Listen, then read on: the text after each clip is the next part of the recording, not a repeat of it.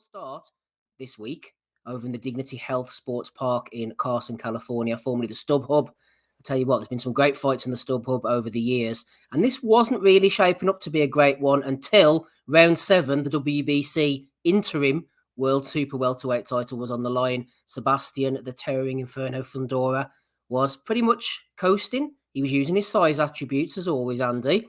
I remember Jamel Charlo talking about this guy. I think it was Mauro Ranallo, maybe Al Bernstein, asking him about the Towering Inferno. What would happen if you fought him? How would you fare against this guy, given his size and his attributes and his sort of straight up style? And Charlie used to just laugh and go, Timber, referencing an old Ann Wolfe knockout. It's going to be Timber.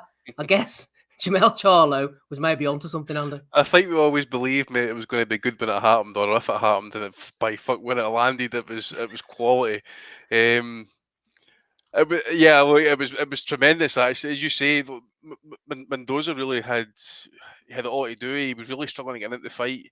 He's having to do everything on the inside. He's having to kind of keep the head moving, really kind of wriggling, trying to kind of just land what he could when he could. It wasn't really kind of got a lot of success. You mentioned like Fundora's probably was close in it. He's keeping it kind of at his distance, landing some some heavy shots at least. I think anyway, especially around about the 5th round. Then you're thinking he's ready to take over here. And then round 6, what was it like? The first 20 seconds, he takes a vicious left hook. It's literally caught. I think he's walked right into it actually at the same time, hands down. Walks right in it, and then the follow-up right hand absolutely evaporated. You can see him, just about see him in my avatar there actually. But the human centipede is absolutely laid out in front of us. What a knockout! And fair play to Mendoza in that as well. Actually, he's just slingshotted himself actually into relevancy. Becomes potentially mandatory challenger at Charlo. So even those mandatories are starting to kind of back up. You had Madrimov winning there last night as well. He's another Charlo mandatory as well at some point. So fair play to the guy.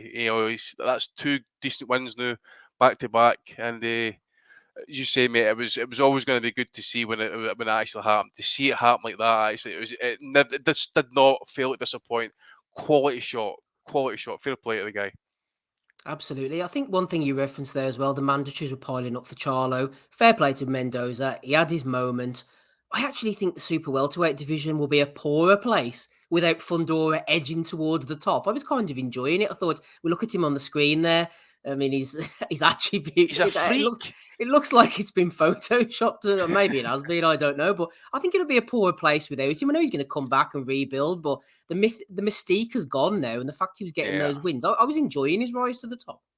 It's just going to be interesting because obviously, I mean, what is it, 6'6", right, with 154. How long is he? What, 24, 25, I think they said in the broadcast. How long is he going to be kind of, making 154 really in the future? He's going to have to kind of start moving up. But you look at him like he's going to have to put the weight on properly because you'd be thinking, especially going up in weight, heavier dudes, heavier punchers, they're going to badly damage him. Especially after taking that left hook, mate. He's going to come back as a cruiserweight like Guillermo Jones. Aye. Fucking eat himself into the weight. You'll probably see him about 3-4 years later. But that's a tough one to come back from, actually, to be fair. I mean, to be posting like that and to be badly hurt off a vicious, one punch really as well, just totally turned the fight like that. It was absolutely incredible. Well, and don't kid yourself. Mendoza was literally losing every second of every round of that fight until that fucking punch landed. He was getting fucked up. He was bleeding, cut up, bruised. His face was as red as a tomato by the time that shot landed. But good God, if he didn't land it. And when Fundora fought Lubin, and Lubin dropped him, we came back into that discussion the next day. I've said it, and I believe you guys agreed with me that Lubin might have not been the guy because he was left-handed, but the angle for that left hook was there, and an orthodox guy was going to find that fucking hole at some point in time. It was just a matter of who and when. Brian Mendoza didn't see that coming, but with the way he just softly, he sends that jab at the wrong distance, sometimes throws the uppercut at the wrong distance, it was there. And where Fundora fucked himself, Steve, is he was winning that fight easily, throwing a shit ton of jabs, but the crowd started booing. And he said, well, fuck that. I'm going to go and I'm going to knock this son of a bitch out. and he went in there and to try to give a show for the fans, and he got deposited on his ass and finished off because of it. But brilliant as well, because you can see Mendoza in round one really trying to slip that jab and trying to kind of work the body, because that's what he was kind of aiming at the very early half. And obviously, he was having serious problems trying to get anything over the top, just purely because of the reach. And that's what the Fundora's been getting by on, isn't it? Sheer size, length, and this time he just paid the price. I just think he's got sloppy. He's just been loose with his defence, and he's got caught wide open, trying to throw that maybe a sloppy jab and got caught with that left hook. He's kind of stepped into it as well, I think. And really, I would just have loved to see what would have happened. Mendoza just hadn't thrown that right hand. Just see that left hook land. Just let it play out to see if he would have fell on his arse. It'd have been tremendous. But follow up, man. You got to applaud that. That's killer instinct. I think, Andy, what you were saying as well, what made the KO more chilling was the fact that it kind of came in installments. It all happened quite quickly, but we all realised how hurt Fundora was.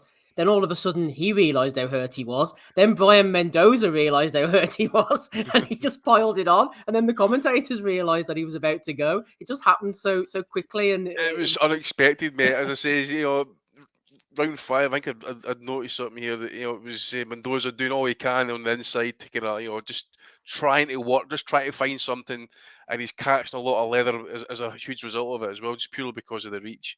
And then he's come out unexpectedly in early half of round 6 and just absolutely turned the fight, flipped it massively. Is Matty? I probably agree with Matty in that. You would really struggle to try and you probably maybe give him one round probably.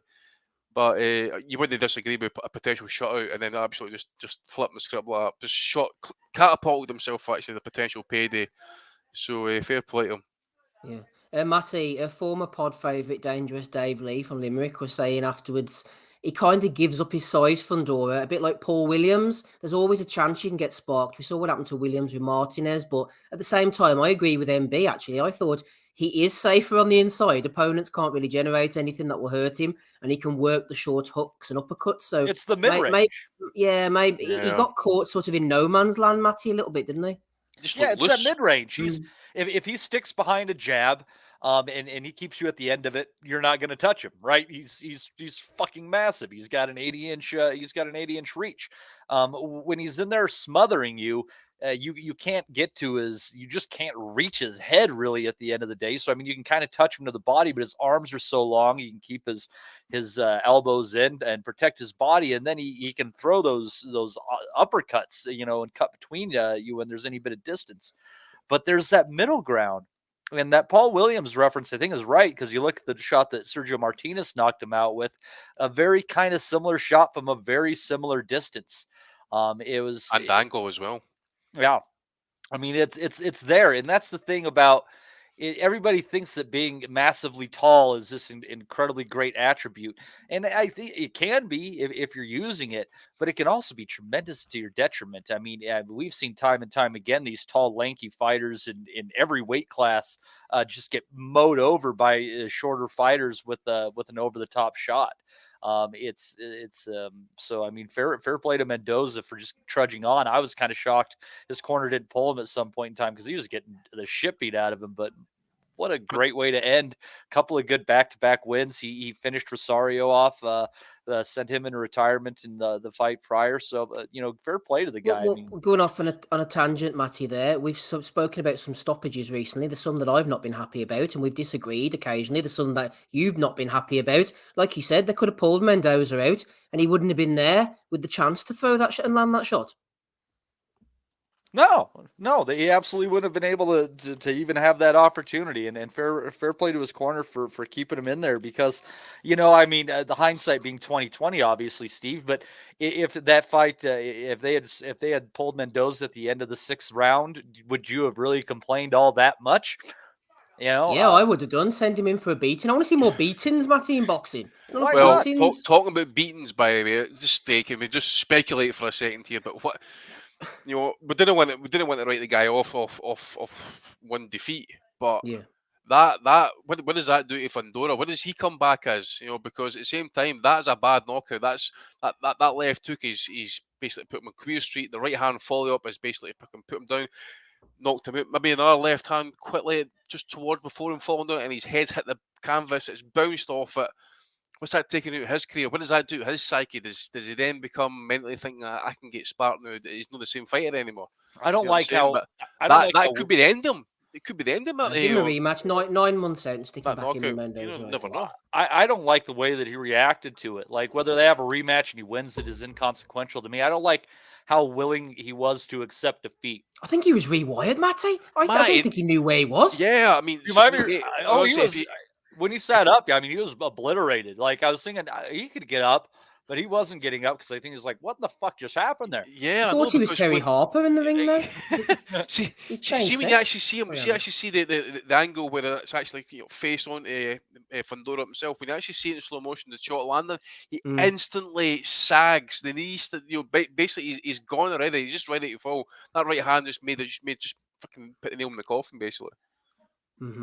A quick word for Mendoza before we move on to the undercard, Andy. He wasn't someone who was really on my radar, and I know he had a lot of sort of mediocre wins, and then that split decision loss to Larry Gomez probably told the PBC what they thought about him. The fact he went 10 rounds with Thomas Lamanna, the cornflake, said to me last week that he hadn't got a hope in hell because the cornflake shit and usually gets stopped by anybody half decent. He did put up a good showing there, Mendoza, against Jesus Ramos. We saw what he did to Joey Spencer last week, so perhaps that could have been a bit of an indication of how decent he was. And then that KO win over Jason Rosario, who is a bit glass to the body, but Ozzy always goes on about a loss isn't the end of the world. He's had a couple of bad losses. They've tried to put him in the away corner for the third time, and this time he's come out on top, so fair play to him. Yep, absolutely, mate. I'm just wondering if he would get a payday. Obviously, Charlo's situation, we need to look at the sanctioning bodies when the mandatories and that are due. So what does that do for him in terms of opportunities? Obviously, he's got a belt to defend. He'll probably want to try and cash in on that wee bit of recognition as being some sort of kind of world champion. Maybe a Danny Garcia fight. I don't know. If he wins, that puts him into the kind of shop window for a Charlo fight.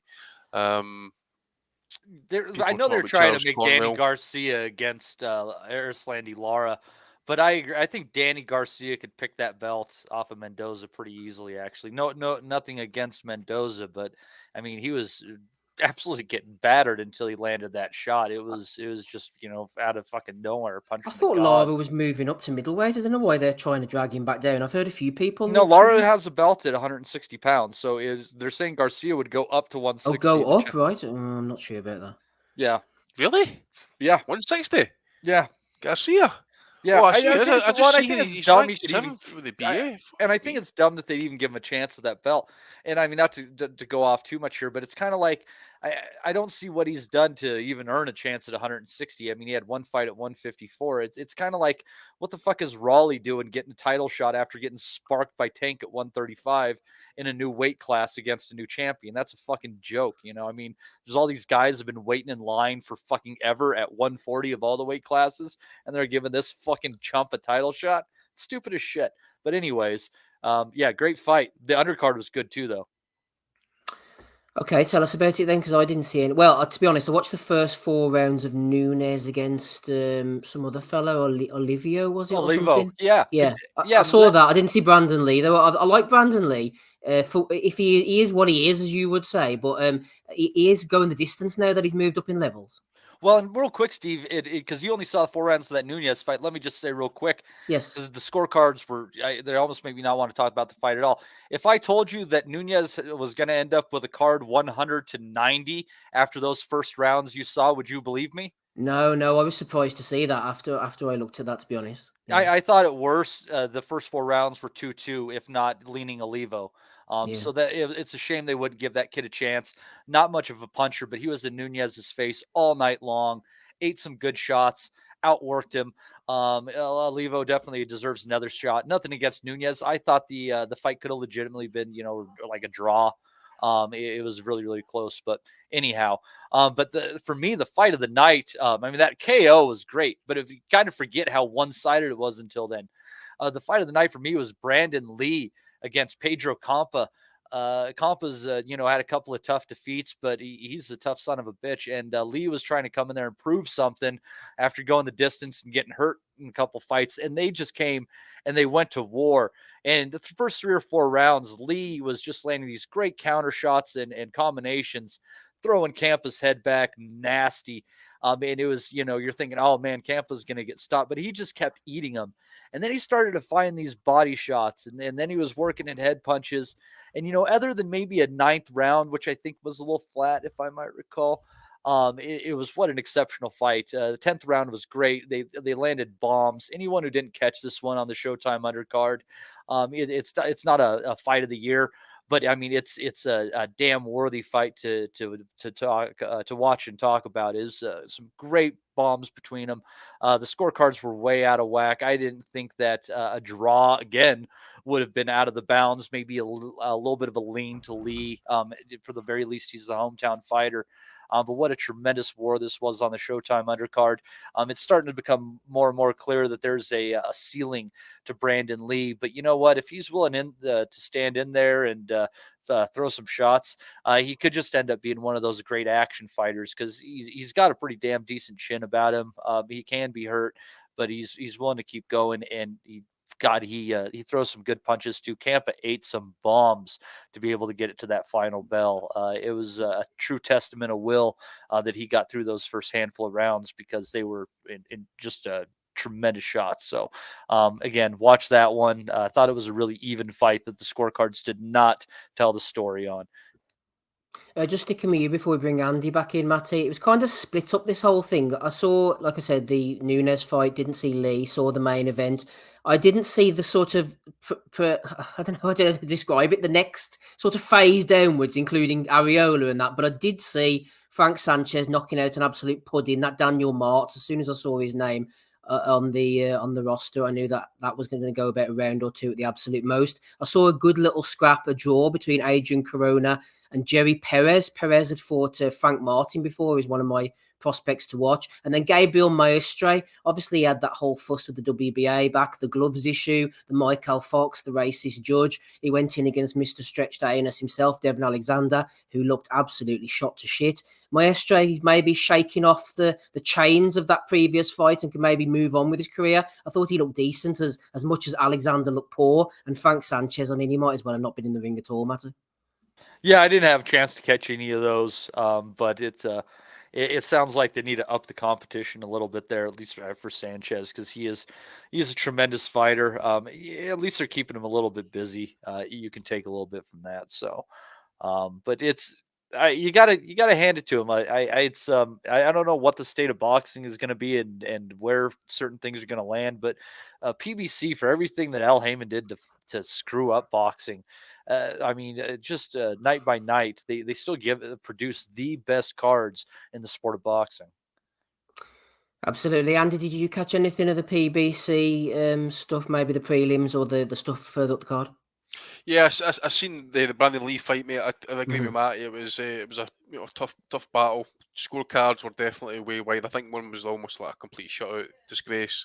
Campa was really giving that really good go, but at the same time, Brandon Lee, I think he'd maybe try and switch styles. I think people were saying that as well, and he's kind of like reverted back to what he kind of previously was, which was kind of like a fun kind of like brawling fight or so.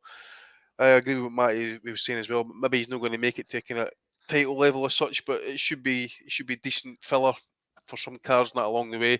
I seen Sanchez and that as well, mate. I agree with you. That was absolutely shite. He's far better than that, mate. Seriously, was it 21-0 now or whatever it is, 22-0? He's still fighting that type of shite. Need far better, absolutely, for him. And I think I saw a scenery in that card, to be fair.